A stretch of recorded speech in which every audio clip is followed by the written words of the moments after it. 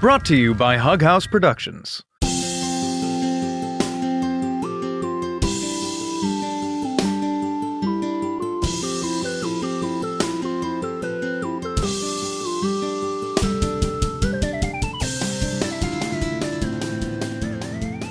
Welcome to How to Act Fereldan, your field guide to all things Dragon Age. I'm one of your hosts, Will Williams, and today I feel my Dragon Age is a 44. Giancarlo, what about you? Hi, I'm Giancarlo. Today, my Dragon Age is irrelevant. Yeah, that's it. Have you noticed we have a lot of 40s and 70s come up a lot? They feel good. Yeah, they're nice numbers. We're really, 4s and 7s, I don't know. We're really feeling They're it. cozy numbers. And what about you? I'm Anne, and my Dragon Age is 420 Blaze It. Oh. All right. This is a family show. I don't think it is. I really don't think it is. This is a family show in the way that Dragon Age 2 is a family game. So the show kills your family? For sure. Too soon? Yeah. Oh god. We're recording in October. This is maybe our last or our second to last recording until Veilguard drops, yeah? Yeah, and I'm gonna be caught up by then. One more. Fuck yeah! Fuck yeah! Well, wait, no, you're not. No, You're he's the third not. game. Wait. Watch me. We record every day in October just to catch up. Oh god. You play for like 5 hours and then we record. No, Yeah. we're not going to be able to record. It's just going to be like this episode, and then next episode I'll be like, yeah, so I just finished Inquisition. Crazy, huh? Well, let's start off with News? Dragon Age news? News. Let's just start with Dragon Age news. We're getting a whole bunch of news because it's so close to the new. And a lot of it is coming from like EA directly and Dragon Age directly, which I will say, like, I don't trust that. No, this is the correct instinct. Yeah. That's correct. That's Thank fair. you. Yeah. I mean, Thank you. So the director of Veilguard, Corinne Bush, was asked by fans. I'm not sure. Oh, it was a roundtable Q&A by Games Radar. She was asked if fans could expect a series remaster of Dragon Age the way that we got Mass Effect a couple of years ago. And basically she was like, wouldn't that be so fucking cool? I would give Wouldn't it all. that be so cool? I would and give nice it all. if we could have that. Literally, like, please, we've been begging for so long. She did not say, yes, that is going to happen. She did say, man, that would be cool. That would be so cool if it did. So I think Veilguard, has to do amazing. I Like, agree. For that to I ever agree. be a possibility. It has to just like kill in the markets and just do really well, because otherwise BioWare is like gonna have to shut down. All that has to happen is make someone at BioWare do what I did, which is try to play Dragon Age Origins on a modern computer, and they will make it because they can't not, like, I was almost like, how do I do this? How do I fix the game? Like, But here's the problem. They don't care about your decisions in the first 2 games anymore. that's true. So really, do those games, like, why are we talking about these? They don't matter anymore, right? That's how and that the works. podcast, we're just cutting Inquisition. Yeah. Yep. Forget it, We guys. should We're just done. We're done here. Delete all the other episodes. We don't need them. Another piece of news that I thought was cute, Giancarlo, you actually found this, so thank you for Yay. shooting it my way when we were planning this episode, is another director, John Epler. He's the creative director, says that he could just like sit down and write spec scripts for like 5 more Dragon Age games in a couple of weeks. He says, quote, because I'm always thinking about Dragon Age. And I related to this so hard. Me too, man. Just NaNoWriMo a new Dragon Age, dude. Just do it. Just do it. Do it. Do you think he's listening to this? God, I hope not. If you're listening to this, I'm really sorry for how little trust I have. It's not about you. It's about the money. It's about EA. I think you're probably doing a really good job. I'm so sorry. So then we've got some interesting pieces of official BioWare news, which again, I don't fucking trust. There is, sorry, again, if you're listening to Well, Mr. Electronic Arts himself just is weeping right now. This is why we didn't get hired to make the Dragon Age fiction podcast. That's true, probably. They They're searched like, man, my I name. wish we could have hired Hug House if they didn't shit talk us every 5 minutes. They search my name and then Dragon Age, like both in quotation marks, and they're like, damn, this bitch hates our games.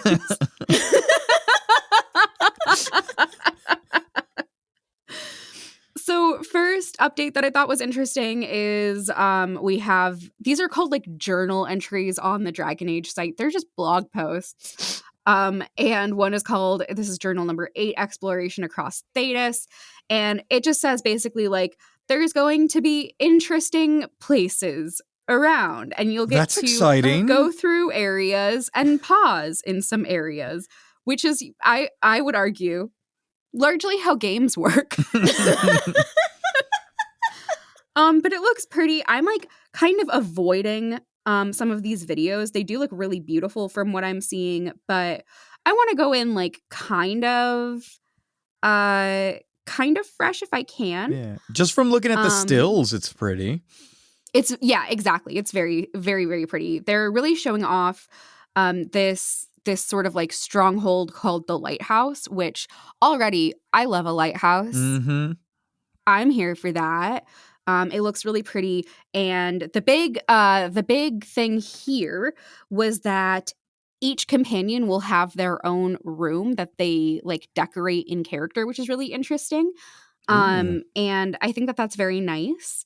When you get to Inquisition, you start getting more like people in Inquisition all kind of have their own like little areas. A few characters have specified rooms, but I'm excited for them to have like actual rooms. Mm-hmm. I think that that's nice for them. Yeah. Well, even in 2, they each kind of have their own little homes, kind of, unless you just live they at all the have bar. like a house. Yeah, it's true. A lot of them are depressing. Well, that's true. There are literal corpses strewn about Fenris's mansion. That's, I think, on purpose. Yeah. Yeah, that's but fair. the And also same it's corpse has purple. been there for 6 years now. It's a feature. He put it there on purpose. He just left it there. He's like, yeah, that's my corpse, and it lives there. Meryl, please get a broom, girl. It's okay. Our next update is journal number 9, Hans Zimmer and Lauren Balfe co-composers. So we have our composers for the music announced. Historically, I've not given a single shit about the music in these games. I really like the song in Inquisition, Sarah Was Never. It's a jaunty little jig. That's about it. We do know a friend in the podcasting space, Raul Vega, who made the theme song for Valence Season 1 and helped with Seasons 2 and 3. He works with Hans Zimmer, so we should ask if he's working on this game. He's wonderful. So it's cool that we're getting like a real composer for this game. I'm pretty sure the other games had real composers. We just didn't care because we weren't making a podcast about it. Yeah, that's true. That's true. I should look it up and probably give them credit. Yeah, they got some nice tunes in there. Sure. Womp womp. Womp womp womp womp womp. Like that one. Yeah. That one, you know. I do sometimes hum it randomly and I'm like, what am I doing? And then I'm like, oh, right, I've been playing Dragon Age. Yeah. That song gets lyrics in Inquisition. Is it Womp Womp? It is. Womp Womp. And then our last update, which was pretty recent, is journal number 10, which is Accessibility Spotlight. And I just think that this is really, really, really nice. I love that they are talking about accessibility specifically. Accessibility in gaming is something that is so under-discussed and under-considered when building games that I just really love seeing them give a shit about it here. So they talk about how there's 5 different levels of difficulty. So that's nice. I like that the baby one is called Storyteller, and it just says, here for the story. That's me.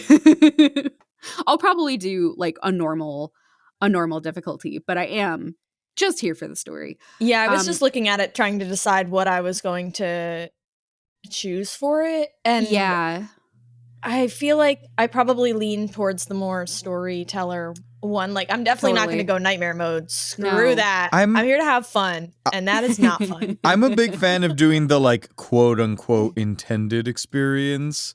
That said, sure. if I enter a dungeon and I get 20 spiders sent on me within like 2 rooms, I will be turning it down. Yes. Oh, you mean Dragon Age 2? Yes. I really like that there's a difficulty setting called Unbound, and it's just you just get to customize everything. And they say like, probably don't do this on a first go. Probably get to know what the fuck is going on first. But I think that's pretty cool. Yeah, I'm noticing none of these options really seem like this is the one you should play for normal mode. Like, there's nothing called normal mode. Yeah. That's true. They've got 2 in the middle that are like Keeper and Adventurer. And they both say it's balanced. Like, great. I feel like Adventurer screams to me like it's the quote unquote normal. Yeah. I agree. Because it says, so Keeper says, a balanced combat experience that emphasizes party composition and equipment choices over reaction times. And Adventure is baby. Same thing, but like equal emphasis on combat, party composition, and equipment choices. So that seems like the how you play matters a little bit more. Yeah, I don't know. We'll find out. Yeah, we'll find out. And then further on about accessibility, the UI and the HUD are customizable, which is really nice. So my meta is playing Inquisition right now, and I had kind of forgotten how limited the accessibility options are on it. One thing that I noticed is that the subtitles are, even at their largest, they're really small. The font is not super easily legible, and the subtitles are at the top of the screen. That's not where subtitles go. Sub implies at the bottom. Yeah, like top titles. It's awful. Like, it's such a small thing, but it really matters, and it sucks. So it's nice seeing that we'll get to like actually have hopefully the ability to make actual changes there. I know when I read any of the codex things, if I'm playing off of my like on a console and looking at my TV and I have to read a codex thing, that shit's not happening. My eyeballs are not going to do that shit. It's not going to happen. So those are mainly our points of news. I love that you can change the text size like in the UI, which I think is really cool.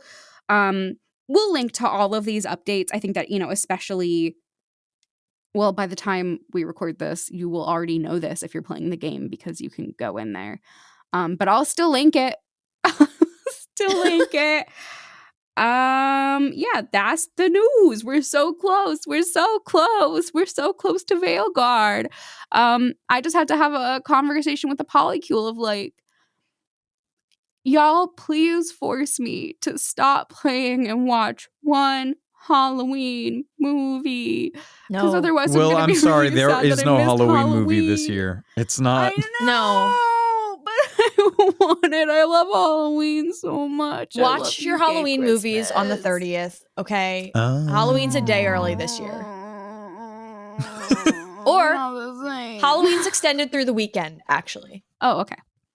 No, that's what I'm going to be playing. That's not going to be any still. better. Fuck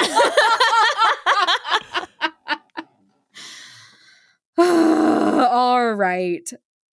Giancarlo, are you ready to talk about the Hug Hawk? Oh, am I ready? I'm so curious about where you left off, because the last time you left off, we basically gave you a stopping point where like, don't progress past this fucked up quest. Did you play any normal quests this time? I did play some normal quests this time, although honestly, some of those were fucked up too. Yeah. As you were saying it, Will, I'm like, there's no normal quest in this game. I will say, because I got some good playtime in, and then life happened, and like the last couple days I haven't been able to play it on. I was like, damn, I really wanted to show up and be like, I'm done. I finished. Surprise. But so okay, let's take you through the journey. So after my mom dies a terrible death, we then go on to in this I think it was the new act, right? Like this is the beginning of an Act 3. I think so, yeah. Yeah. So Seamus, the Viscount's son, who we saved at some point earlier, has gone to the Kunari, and I'm like, okay, fun politics time, I guess. And we'll get into it, because the same note comes up quite a few times where I'm like, throughout the game, I kind of fuck with the Kunari, but the game wants, like, they're like, no, they're the bad guys. And I'm like, I know. But yeah. I don't think they are. I don't think they are, Are they though? Man. Like, yeah, but we'll get there. So point is, we start getting them back, and then fucking Patrice, from the Chantry, just kills it, like straight up just kills him. So, you know, that's nice. And she's like clearly goading me into a conflict, and I just have, boy, do I want to, but I shouldn't. This game is the game of things I want to do that I shouldn't do. But like all of the companions. Oh no. Yeah. But except for Varric, in which case you're just not allowed to. I know. That's another thing. My meta keeps being like, so I can't romance Varric in Inquisition, and I'm like, no. Wait, you can't in Inquisition either? No, I'm so sorry. And he's in Veilguard, and I bet you anything we're not going to be able to romance him there either. No, but they're letting us romance Scout Harding, so we gotta take what we can get. Okay. Yeah. For sure. We're in the worst timeline. So Patrice, this is the proof that God hates us. Is that you can't romance Varric. Honestly. So Patrice kills the Viscount's son. Grand Cleric shows up and is like, and you know, she starts spinning some like bullshit sword. She's like, actually, I don't buy it. And I'm like, fantastic, great. And then the Kunari just take her the fuck out with a spear. Which you know what? I'm here for it. I have a note that says, if there were ever a time to get rid of Chantry influence, it's now. But the game is set on focusing on the Kunari threat, so that's fine. Everything's fine. Then Isabella says she wants to talk. Oh, it's at this point, I feel like I should point out, you're very much still right in early Act 2. Great. Yeah. Yes. I am jumping a little bit forward. Yes, we are in Act 2.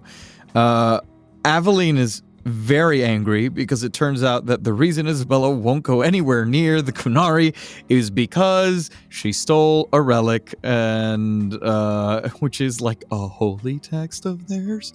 It's I want to be clear here. She did not steal a holy text. She stole the holy text, like the handwritten original copy of their singular holy text. Yeah. So that's so cool. Good job, Isabella. Yeah, so like basically Isabella and Aveline hate each other. Yes. And this kind of brings it to a head. And they give you like options where it's like, we need to go talk to the Kunari right now. And Aveline's like, come with me. And Isabella's like, actually, we should go deal with my thing.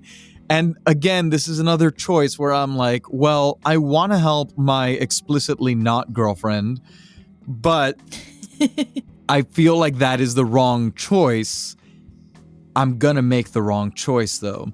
So we go to do her quest because Castillon, the guy who's after her, is in town.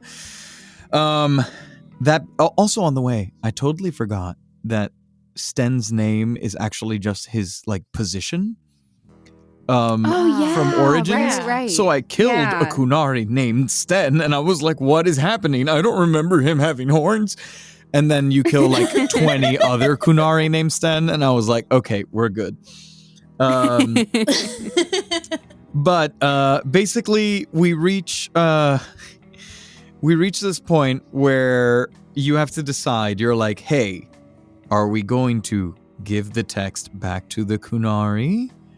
Are you going to let her keep it and like run away with it? Like, what decision are you going to make? And I'm like, all right, nice middle ground. Not really much of a middle ground. I'm so sorry. You do have to give the holy text back. Yeah, thank you. Okay. Yeah. However, so anxious. I was like, tell me you didn't let her get away with this shit. No, I was like, you do have to give it back. And this is one of those instances where I'm like, wow, the limitations of technology. Like, I know I'm in a game when I'm like, just let me say the exact thing I want to say, because this option isn't quite hitting the full idea I want to express. Which I was just like, we can give it back, and we can kill Castillon, and we can do all this other stuff. Like, we'll work it out, but it's going to be fine. Anyways, predictably gets upset, but then is like, you know what? Fine, you're right. I'll give the text back. And then she leaves with the relic. Uh-huh. Mm-hmm. So yeah, classic Dragon Age. I guess Classic. I guess my Fereldan characters have a type. Wow,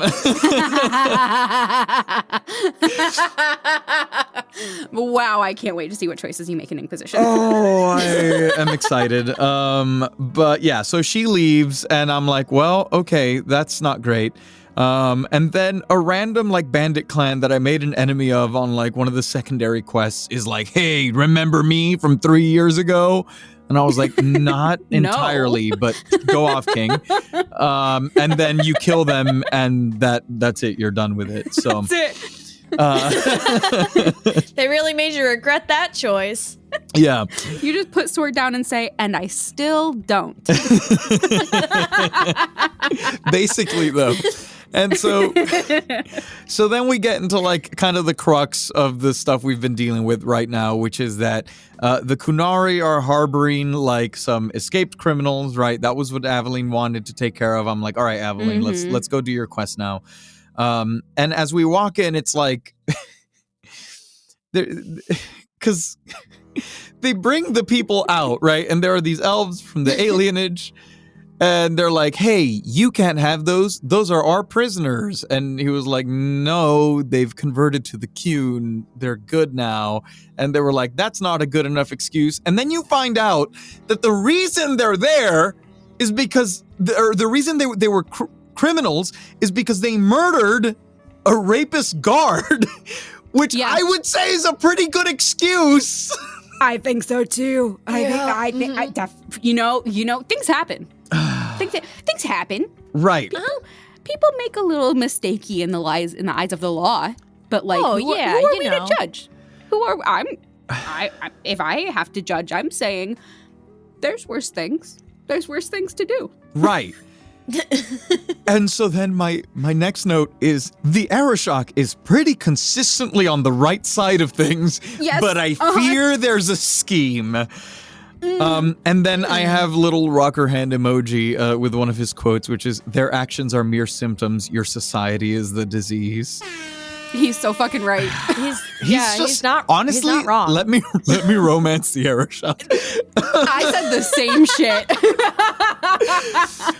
So then I have famous words of mine, which is fuck it, I'm siding with him on this, which immediately starts war in the city.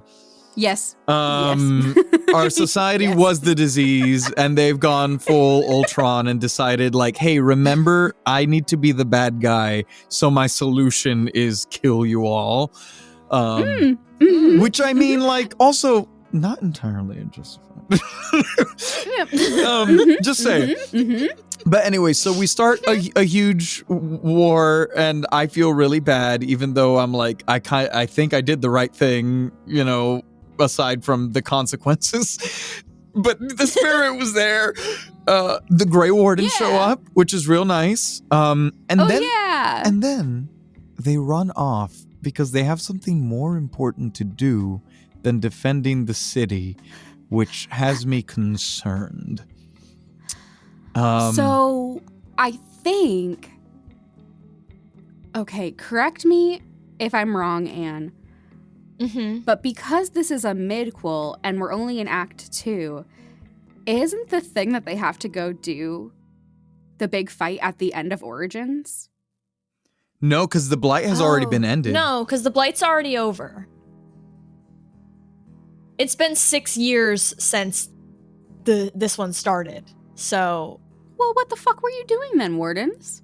I don't remember what they were doing. Okay, so this is not like a thing that's going to come back. It's not anything from Inquisition, because they certainly haven't done that yet. No. No, they haven't. Maybe they were on their way? Maybe. Well, who's to say? That's what happens. And I'm like, okay, it was nice to see you guys. Bye. I'm going to keep slaughtering Kunari in the streets, I guess. Then Knight Commander Meredith comes in to the rescue, but like, is this a good thing though? Not sure. And then First Enchanter Orsino shows up, and I'm really making a little Suicide Squad of anti-mages here, huh?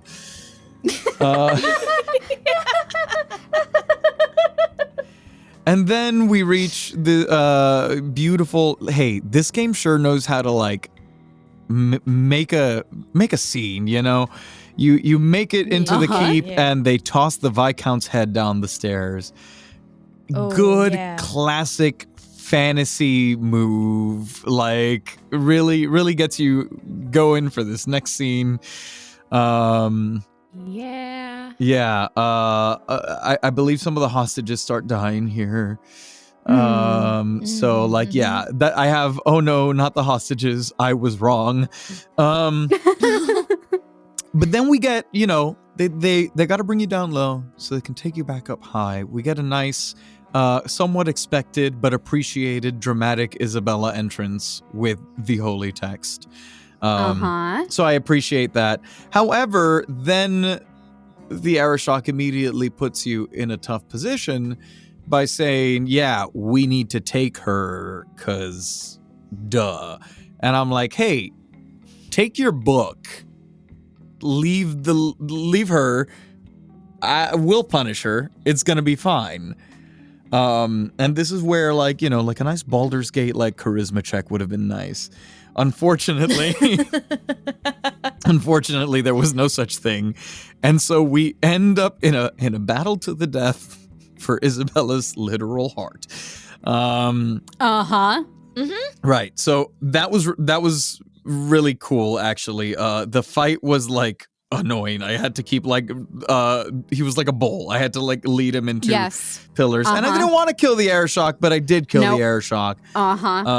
Yeah, it is just the running in figure eights quest. It really is. Yes. And the first time around, I was doing it, but like I was out of stamina, so like I was like trying to time my like stamina potions and, you know, like all of this, and I'm like, okay, cool. And finally I have him, and I'm like, okay, he's almost dead, but I need to heal, but like he's almost dead, so I'm just gonna kill him. And then I died, and I had to do the whole thing again. No. But yeah, I don't know. I've actually really liked this game, despite being stuck in the same dirty, kinky Kirkwall the entire time. Yay! But then we go into like what I felt. I was like, this feels like an Act 3, but maybe it's not. Like Because then you have another time after that jump. quest. Okay. Yeah. That's why I was thinking Act 3. I was thinking ahead. You are now, yeah. Okay. So we have another one of those cool time jumps with like the tapestry animation type thing, and Varric having his little interview moment in the Black Void, and we get into the new political conflict, which is the first enchanter and the Knight Commander fighting for control of the city. And I'm like, okay, definitely like Knight Commander just being in control is bad and wrong. But also I fear that any choices I make is just going to end up with Knight Commander gone and first enchanter in charge, which I don't think is going to be much better. And then not this guy. And then hold up, the very first scene when you run into the two of them arguing in the square, and they're like, "What do you think, Hawk?" And I'm trying to be funny and stuff, but then I'm like, "Hey, first enchanter, you kind of suck." She brings my mom into it, and says I let my mom get killed. So basically, she's bad. I am ready to kill this lady now. Yes. Consequences be damned. Let's just nip this in the bud right here. Let's go. Unfortunately, I can't do that yet. I'm sure I'll get my chance. And if I don't, oh God. So Meredith out here being offensive. Okay. So it's time to do like our once per act companion quests, which is very fun. And I got to tear through a lot of them. We do Fenris's. So we go to meet up with Fenris's sister. Love it. I appreciate the vulnerability. You know, he comes, he asks me for help, and I feel bad because I'm like, I haven't brought you out of my party that much. This feels unearned, but I appreciate it, and I will make an effort to bring you out more. Of course, Daenerys shows up.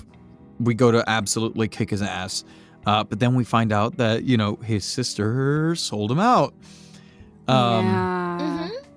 And then you get this real nice option when you tell him not to do it, which is the line, "I know what it's like to kill your own sister," which is brutal. And then Varric, this one makes me feel bad because I let him do it. Varric says, "It won't help, trust me." And I'm like, oh man. A game for families. Yeah. And then we find out that Fenris is just a full-ass hypocrite, and he's just guilty about his sister and his mom. Our rivalry went up even more because I can't bring myself to be a mage slanderer. I just can't. Yeah, I don't blame you. I've been there. I feel it. I get it. I sympathize with him. But when the dialogue options come up, I just can't. I can't do it. Yep. See, this is great because it also, I remember you guys said that like Inquisition is the one to be a mage in, and I haven't played as a mage yet. So like I feel like crazy. I'm going to be very attached by the time we get there. That's going to be great. That's going to be so good. Yeah. But so that's Fenris's quest for now. So wait, what did you decide in Fenris's quest? No, his sister lives. We let her go. Everything's good. Yeah, I feel like, I know what you're referring to. I do indeed get I swear, guys, I said it as a meme, but I did really sit here and think about it for like 100 seconds. No, you did not. You did not. Not because I wanted to, like in fiction, but because I wanted to out of fiction so that I could come on the show and say I did it. You know what I mean? Oh, that's so fair. Okay, explain this choice to our sweet, sweet listeners. So we go to meet with Fenris' sister. Daenerys comes out of the back room in the pub, and you're like, oh man, yeah, he's here. And when Daenerys comes down, you basically are given the option to just return Fenris to his slave owner. Uh-huh. Mm-hmm. That's it. That's literally just the choice. That's the game. That's it. That's the whole thing.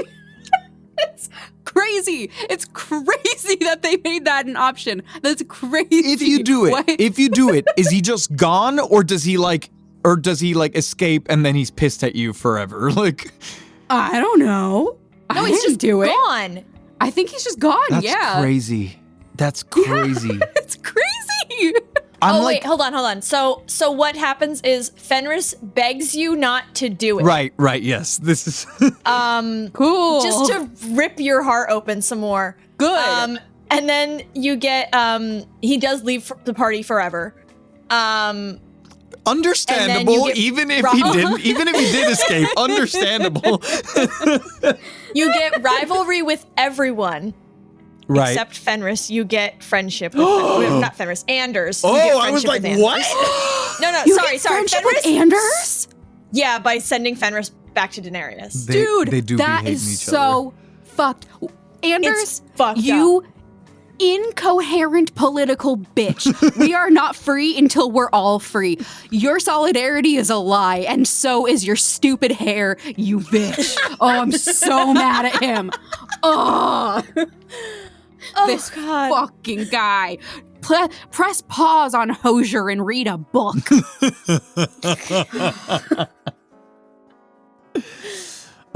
know what? But I gotta say, I give the game props for because you can't.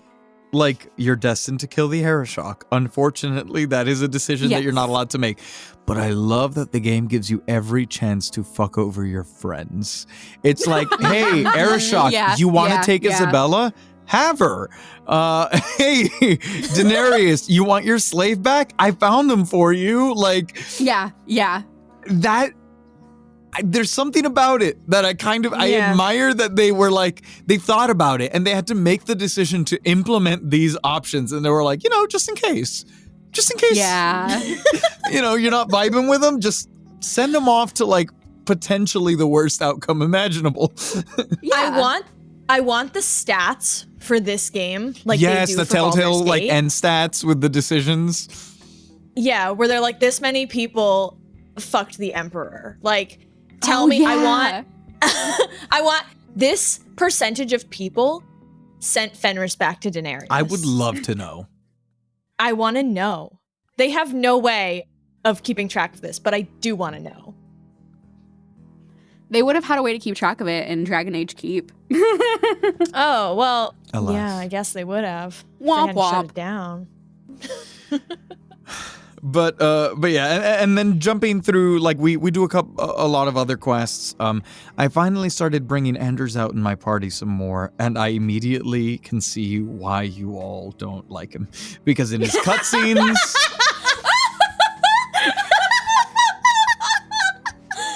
Vindication, for real. In his cutscenes, he's fine and cool, but when he's in the party, he do be whining. And everybody gangs up on him to the point where I feel bad, but it does make him more annoying because he has to defend himself. Poor dude starts getting roasted by Varric for feeling bad about almost killing that girl when justice takes hold of him. And I'm like, oh man, Varric, lighten up. But then Varric makes a good point, which he's like, why do you feel so bad? Or what's the problem? Why? Because you feel bad about this one? Maybe that's the problem, that you feel bad about her and not all the others. And I was like, literally. Oh, man. Yeah, exactly. Yeah. Exactly. Again, politically incoherent. Drives me crazy. Yeah. But you do start, we started the quest to help him separate himself from justice, which feels wrong. I'm like, something's not good here, but I'll do the quest. I'll help you find the ingredients and stuff, and we'll see how this goes. I also just have a little note here, which I really like how adjacent the game is to Origins, and the way that it uses those events and characters to inform opinions, and it's more than just a little nod. It's kind of a fundamental thing, people pointing out the Blight was only stopped with the help of 2 mages and one of them was an apostate. The fact that that's baked into how all the people around you are now interacting with the world, I think is cool. It doesn't happen super often, but I like when it does. I think when the Grey Wardens show up, more than that being an actual story important moment by itself. I think it's that for people who played Origins and did not make Alistair the king, he actually does go on to be a Grey Warden, and he can show up at that moment. That's cool.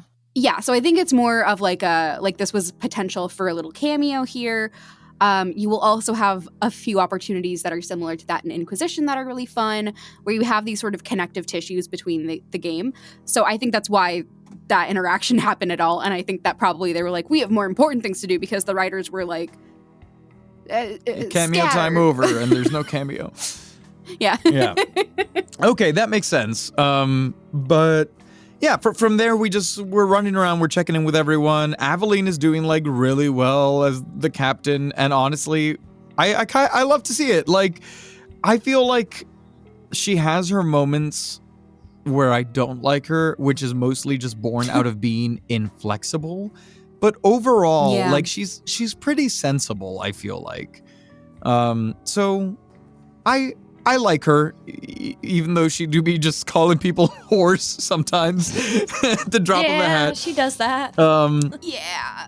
Honestly, it's fine. Also, are Varric and Anders a thing? What? No. Okay. No. Here's the thing. Like, next time you play Dragon Age 2, listen to all of their interactions, and I'm like, Varric definitely has a thing for Anders. I love how he calls him Blondie every time he sees him. But also, like, there's always like this vague, like, suggestive energy when the two of them interact, which happened a lot in my last session. I don't know why it happened so much, but it did. Or like the cutscenes will end and we'll be walking out of his little clinic, and like Varric is the last to leave and just gives this little like nod, and I'm like, what's going on here, man? This actually totally tracks for me. I have never picked up on that, but knowing Varric, Varric has I can fix him disease. Varric also is a capital and lowercase r romantic. And Anders is very much the same. And I also think that Varric is very attracted to people who would make interesting protagonists in books. Fair. And I think that it would be super easy to turn Anders into some Byronic hero, to like really gloss over everything that makes him unbearable and pathetic and useless and embarrassing, and just focus on like the sad boy with a cause. And I think that Varric would do that really well. So this makes sense to me. This actually makes, I hate it, but it makes sense. But no, Varric's got some other shit going on. Okay. And then not too much else. It should be noted, between like the big fight and then like all this stuff, it's been 3 years again. Like, this game has been going on for a whole ass lifetime. Like, I love it. I kind of wish they would age the characters a little bit, like, as we go. Same. I would like to see like a visual transformation. Because sometimes I forget that. Put on some different clothes. Yeah. Again, Meryl, get a broom. Meryl, please. But after that, Isabella returns, begrudgingly, but she returns. We have to go find Castillon, right? She supposedly just comes back for that. And then I had a moment where I gave the game a little bit too much credit, because she has a line where I was like, did this game create the step 1, step 2, step 3 profit joke? And then I was like, nope, I forgot. It just likes to be memey. It just steals. Yeah. Because I was like, that felt weird and out of place, but maybe it's only because of my association. And I was like, oh no, it's because it was. No, because it was, yeah. No, it's because this game is messed up. And overall, I feel like I really like the arc that this is taking, because I start like, Act 1, I feel like I'm very sarcastic, I'm very funny, but like I'm very nice. Act 2, after the death of Bethany, I'm kind of like, I want to be mean and evil, and I don't quite stick to that, but I do overindulge all the NPCs like vices in their like side quests. And then I feel like Act 3 has been a lot of like course correcting for that. And so like we find Castillon, we have the option to kill him, and like frankly I was kind of ready to do that, but then the game kind of makes you feel like barbaric. Yeah. So she lets him go because they strike a deal, and he's like, yeah, we're done. And she's like, he said we're done, so we're done. And I'm like, all right, I guess that's fine. And then she makes this really nice offer to like sail on her ship together. And like, that sounds ideal for a rich bitch from Kirkwall that like has no family left. It's like, I got funds, let's go. So I hope, like, there's definitely no happy ending for me in this game. But if there was, I would love for it to just end with them going off to like just sail, and like that sounds fantastic. I think this was a good choice. She's a compelling choice because I feel entirely unsafe at all times. Perfect. That's perfect. Yeah. And then just a couple of side quests. Side note, navigating the Wounded Coast sucks. I hate that map. Oh, it's awful. It's really terrible. It's really bad. Really bad. Then we go back to the Bone Pit, which I went to for some ingredients with Anders, and I was like, oh, this place looks a little fucked up. What's that about? And then I come back and it's called like... the Bone Pit. Right. But if you'll remember, I am a part owner of the Bone Pit now. Yeah? So like, it's not a good place. Well, the promise was that we would make working conditions better. Apparently, Hawk was not on that job because when you come back, there is a dragon and like a million dragonlings that straight up just ate everybody. Yeah. So I killed it. So I did my inaugural, or maybe not my Dragon Age quest for this Dragon Age game. Yes. I killed my dragon. And I almost didn't because I got my ass handed to me really fast twice. And then I don't know if I was just lucky or what, but the third time I was like, okay, I got this. So I killed him. And then the silver lining, I guess, is that Hubert, the like full ass owner of the Bone Pit, finally gets left in ruins. So I'm like, okay, this was a long journey that made me feel bad because I felt like I didn't do enough for these poor people, but at least there's this, I guess. Yeah, you get, it's it is what it is, but like, it's nice to see bad people not happy.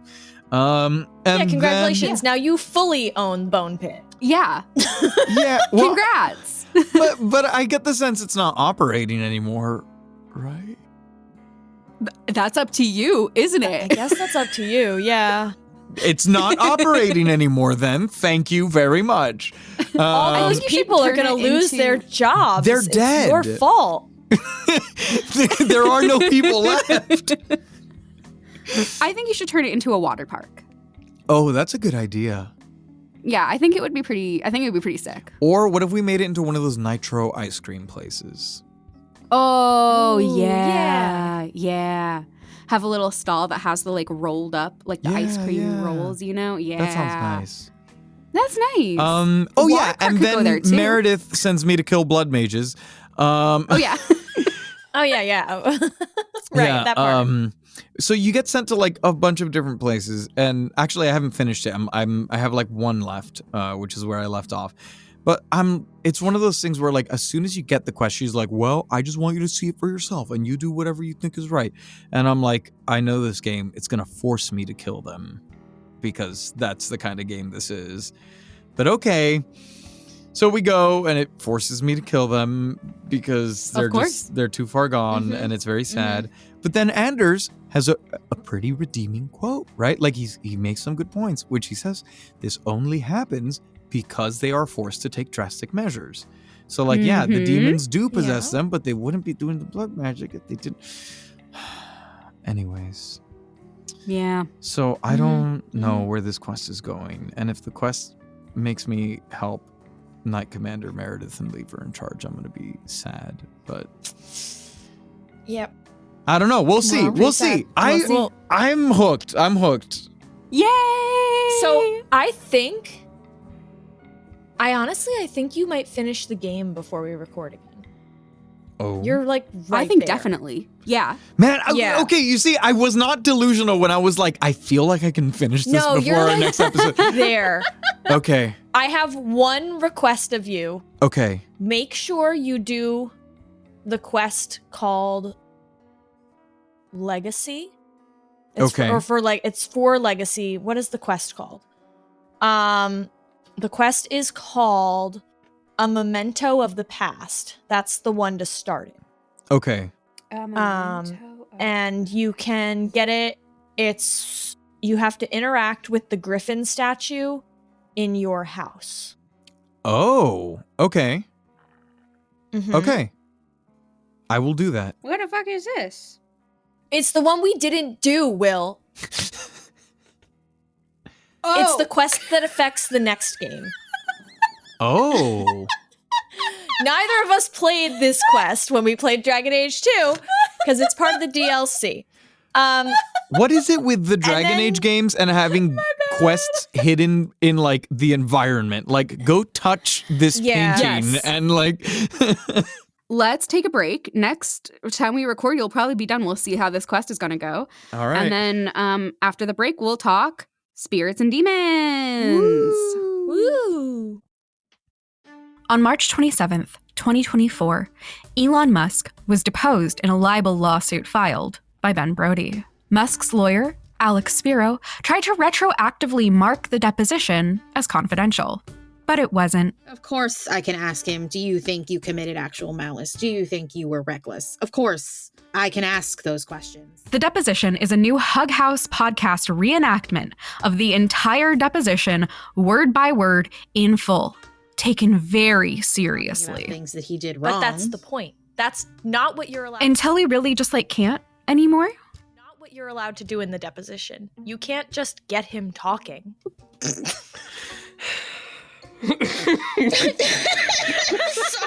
The deposition drops on the 4th of July, 2024, with 4 weekly episodes. Subscribe on your podcatcher of choice or find us at hughouse.productions today. Okay, so our main topic of discussion this week is going to be spirits and demons. I was so excited when I planned out these episodes that we were going to talk about spirits and demons. There's a lot to talk about before the end of 2. And spirits and demons are a huge part of Inquisition. So I was like, this is going to be so cool. I've never really dived into the lore of these two thingies that hard. And then I looked it up and it was like super boring. Oh no. So spirits are still pretty interesting, but demons, they're just so direct. Like, they're pretty much exactly what you expect. There's like some lore about how the demons have like hierarchy, but it doesn't matter. And it like changes game to game, like everything. It's all horseshit. So no. So what we're going to do is we're going to talk about spirits and demons a little bit. And then we're going to talk about this buck wild academic essay that I read. Okay, sure. It's related, and I think it's really interesting. It's really interesting to me. So there's like a 90% chance that it's not interesting, but it is to me. So basically, spirits and demons originally are the same thing. Spirits can turn into demons. So a spirit, it's not a ghost. It is its own thing. It is a sentient, intelligent, living being. No physical form, not corporeal. The Chantry says that spirits are the Maker's first creations, and they exist in the Fade only, beyond the veil. And typically spirits will have names that we've seen like in Dragon Age 2, like Justice, or like Compassion, or etc. Truth is another one. So spirits are all tied to like a concept that they are driven by. And according to the Chantry, the Maker first made spirits before he made any other living creatures. He made spirits, and then he was like, oh, I forgot to put souls in you guys. Yuck. Stay in the Fade. And so they did. So okay, I forgot to give you all personalities. Right. But actually, they do have personalities. That's the thing. It's like, it's just weird. One singular one. He forgot to like make them complex. So like, it's the ethereal like concept that frankly sometimes doesn't make a lot of sense to me of like, it's a soul. It's what makes you alive. Yes. Everything else is still there, but you don't have it, so you're not alive. Hey, this is great prep for this crazy essay that I found.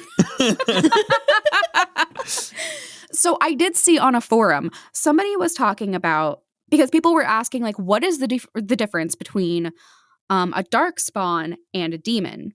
Which is something that I get confused all the time because I don't really care that much. It's an enemy guy who come at me. Okay, yeah. But darkspawn specifically are mages who have been like kind of cursed and corrupted. This is like they're a whole separate guy. It's like a separate population. And that is from like one specific event and moment, et cetera, et cetera. So I saw somebody on like a forum say that a darkspawn is a body without a soul and that a spirit is a soul without a body. And that made perfect sense to me. And then I read the wiki on spirits and it was like the maker says that you don't have souls. But I think that a spirit kind of is a soul. Like it's bullshit. It's just not a nice soul. Yeah, it's like a half soul, I guess. It's incomplete. Like the alpha version of people, and then he was like, I needed to do over. This didn't work. Yeah, it's just missing a certain je ne sais quoi. Yeah.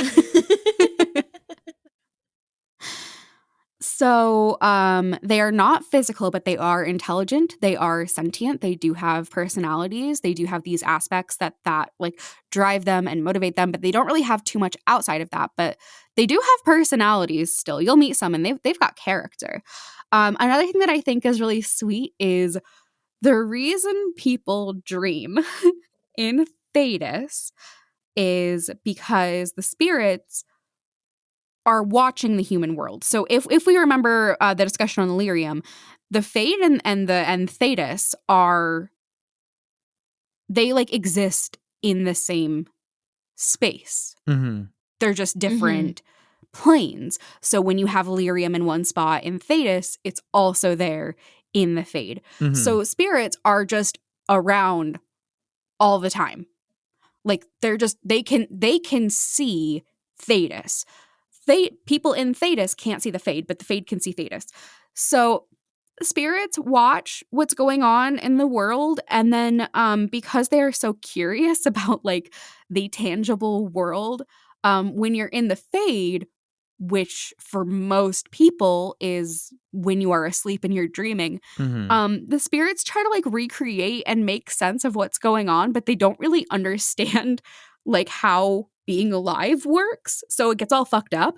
And that's what dreams are. Okay, cool.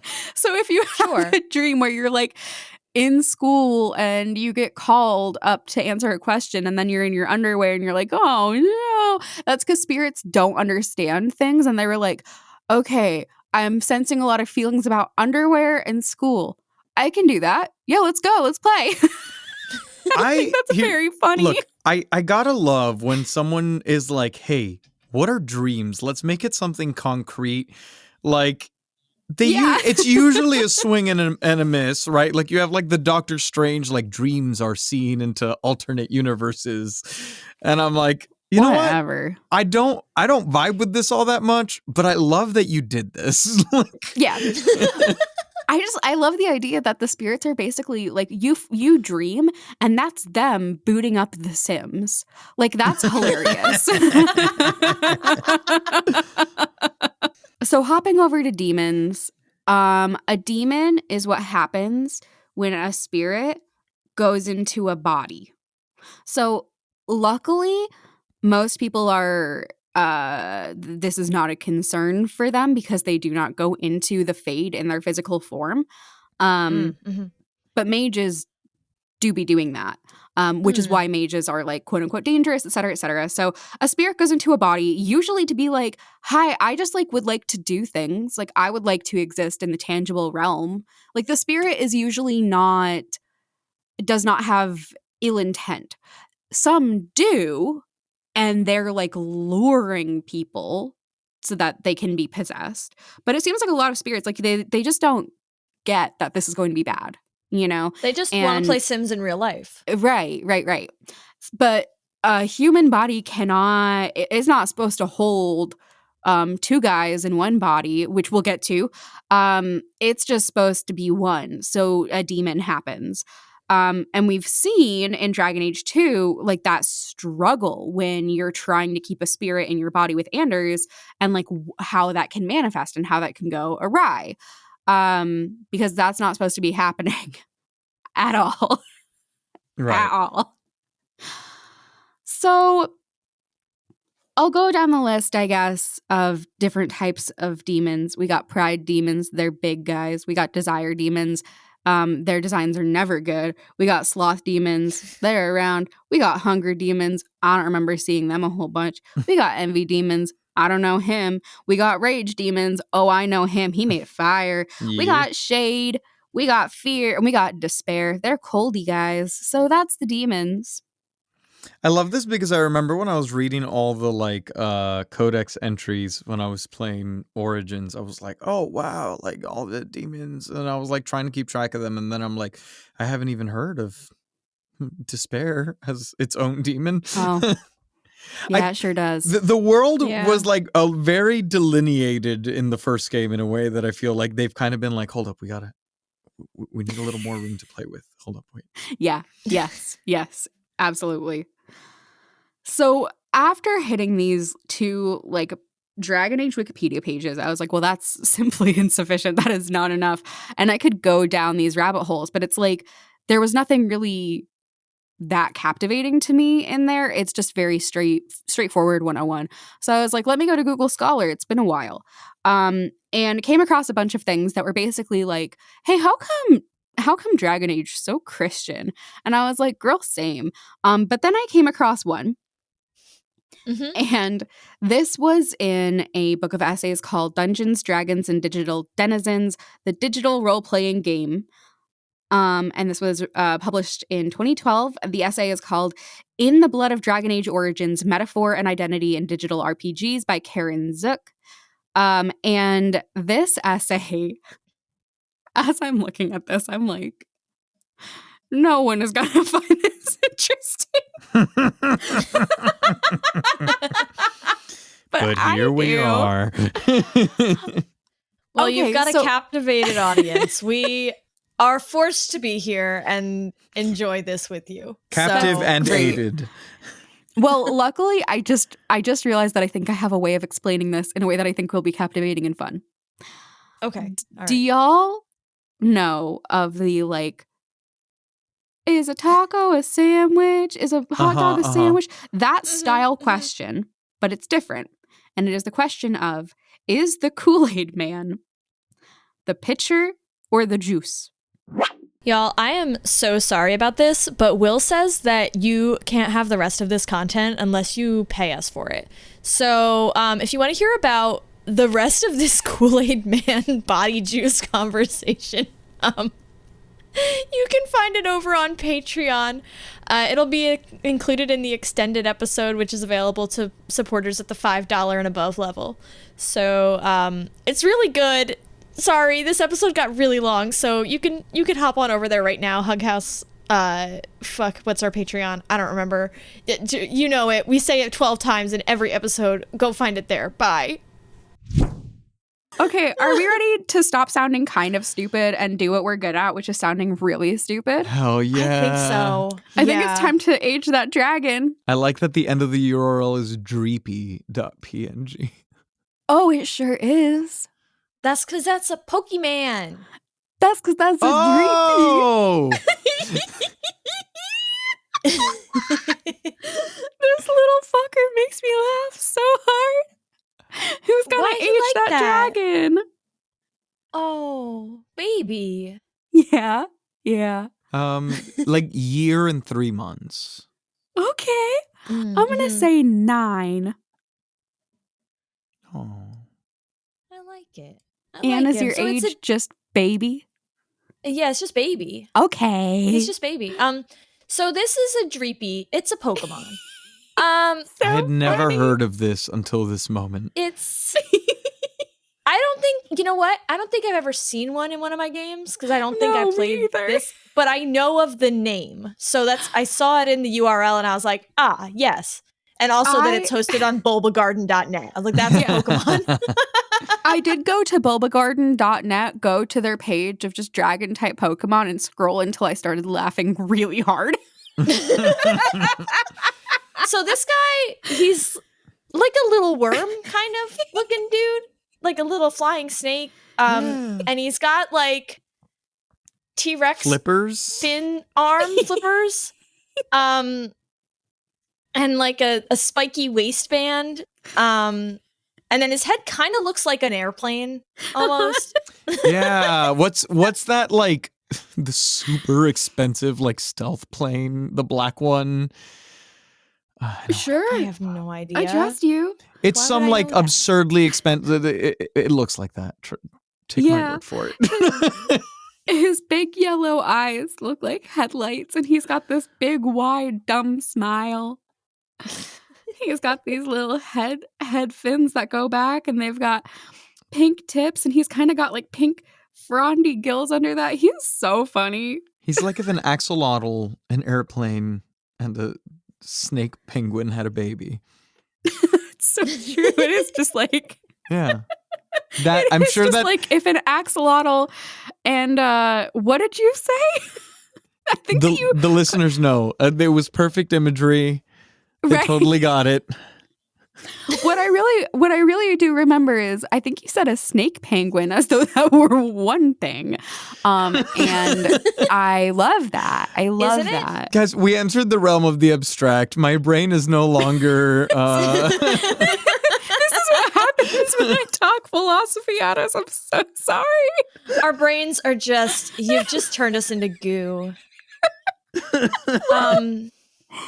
if you wanna I don't have to do an outro anymore because we recorded it. I'm kind of sad. So until next time. You know what? I have a quest for everyone. Until next time, can you go find a spirit and share your body with it, or change your body in some way and tell us report back if it changes you as a person? That's great. I have a haircut scheduled for Thursday.